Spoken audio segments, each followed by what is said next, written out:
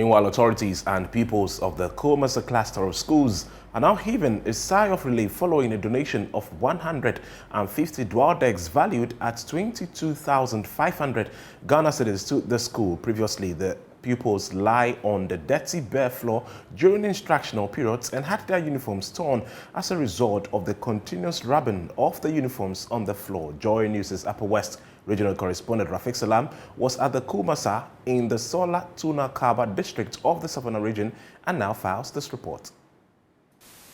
On a normal school day, this is how it looks like at Kumalsa DA Primary and Kindergarten. Here, you see some of the pupils seated on a long bench. Others who have no such facility have to lie on the bare floor. Make no mistake, these primary 2 pupils of Kumalsa DA Primary are not engaged in a competition of who can lie on the dirty cemented floor for long, but painted a mental picture of the inadequate furniture at Kumalsa cluster of schools.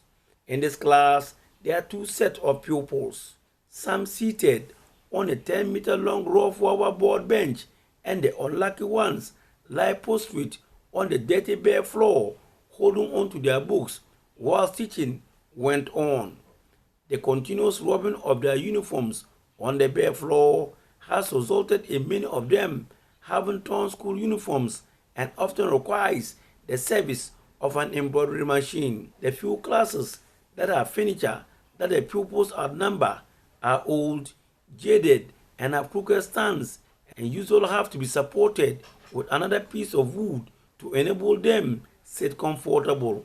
Teachers and pupils are unhappy with the situation. We find it difficult to write. In a primary school, my sisters and brothers, they come home every day dirty. When you ask them, they'll say they have been sitting on the floor to write. And even their books are always dirty. Some of them lost their pens because they don't have desks to put their pens and books inside. Even in the junior high school, we the form 3 we sit 3-3. And when we are going to write the mark, you see that some people will be copying each other. Also worried about the unhealthy and dehumanizing situation at the schools is the Kumalsa Youth Association, KYA.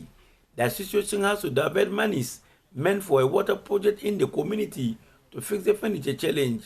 A few months ago, it was brought to the attention of KYA that the furniture situation in our schools was quite deplorable. In fact, we saw pictures of children laying on their bellies to write while others sat on the bare floor. We are told that very often some of the children fell asleep while laying down to write.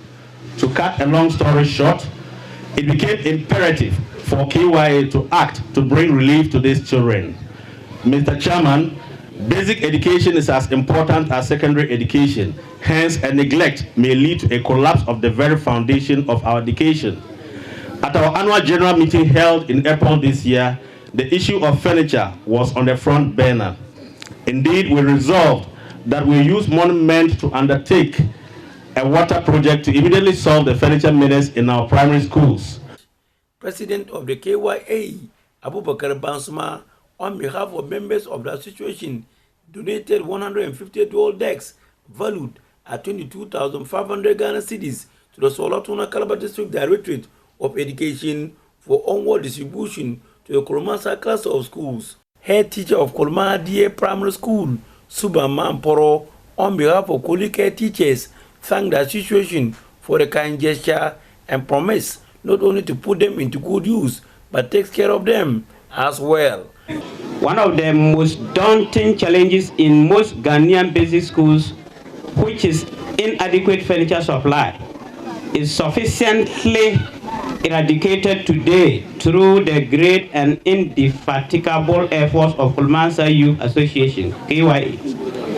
The parents, teachers, and students of Kumalsa will forever remain grateful to KYA for making such a humongous donation to enhance education delivery in Kumalsa. Reporting for Joy News, Rafik Salam, Kumalsa, Sola Tuna Kaba District.